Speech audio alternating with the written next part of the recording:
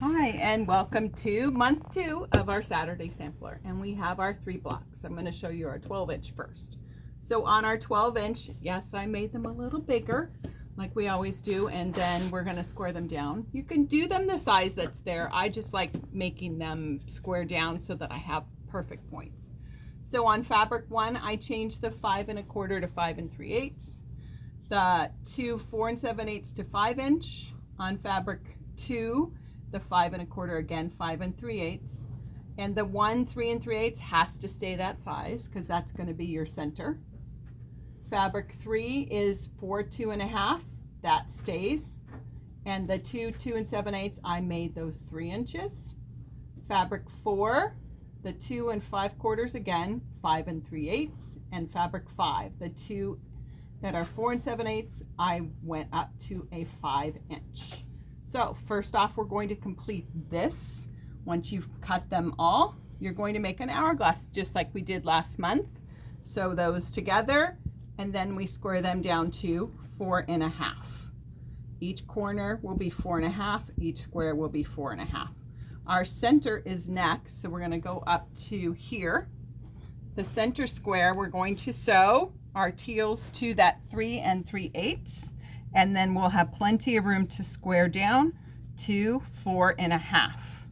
Then we're going to do our corner triangles, which is your brown and your cream, and those are going to be 4 1/2. Okay, square those down. So that's block windblown. That's the 12-inch. Then we're going to move over to our 2 6-inch, and here on month 2 is the air castle. Air castle, super simple. Again, we're going to make them a little bit larger. On fabric 1, the 3 1/4, 3 3/8.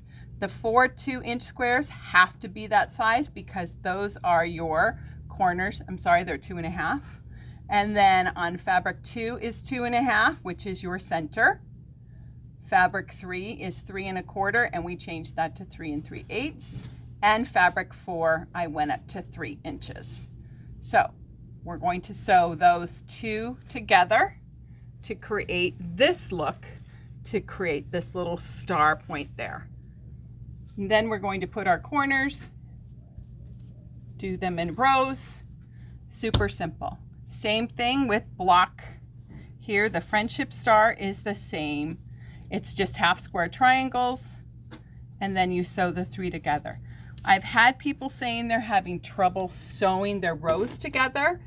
I suggest you check your presser foot. If it's too tight, you can loosen it. And also with batiks, you might want to use a smaller needle. Not a 90-14, go to an 80-12 or even a 75-11.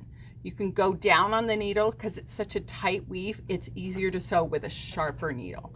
So if you can get those, we have them in the shop. And that's how we do this next month. So have a great quilty day.